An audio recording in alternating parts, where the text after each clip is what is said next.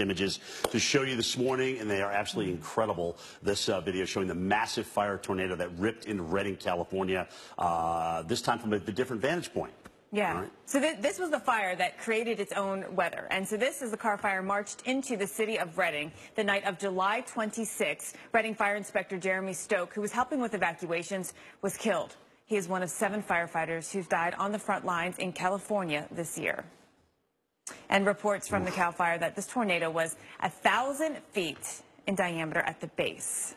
That's the size of 3 football fields. Right. That's big for anything, right? A tornado, but a fire tornado especially. Absolutely, and you know, very rare in California is to get a tornado of EF3 magnitude. Right. This was rated that as a fire tornado. So you're talking about over 136 miles an hour with the wind in through here. One of the strongest tornadoes ever recorded, actually, in California. Peak temperatures likely exceeded 2,700 degrees. Yeah.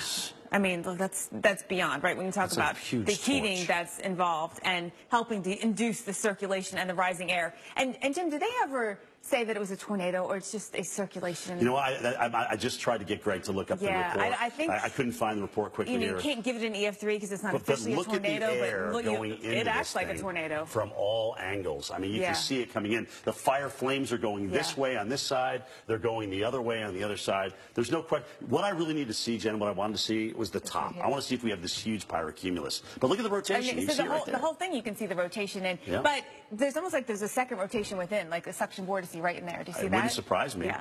It would not. Look over on the edge. Right. We'll run right there, and I think we're looking at the front edge, so right there. You see that? Look at the inflow coming into that. Yeah. At the base. Well, and all around. I mean, right. I know. There, so even the flames are going in different directions. Yeah. Because of the inflow around this thing. You know, you think about the fire. The whole fire is hot, right? So what induced it in just this one area? Because you've got a fire that's being 2,700 degrees, whether it's 2,000 degrees or 2,700. That whole area is hot. I'm just amazed by this video, that's for sure.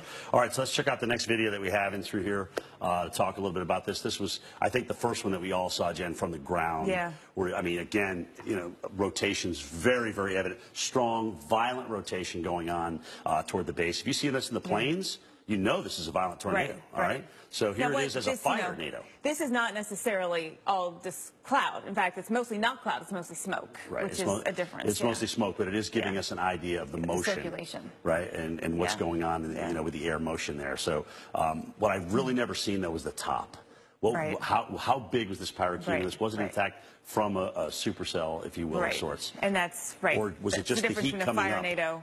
And a tornado. All right, so wildfires, and we talked about the 2,700 degree fire that we have here. These hot spots develop, and they're in areas that are even hotter than the general fire. So air is going to rise over that hot spot. And very rapidly.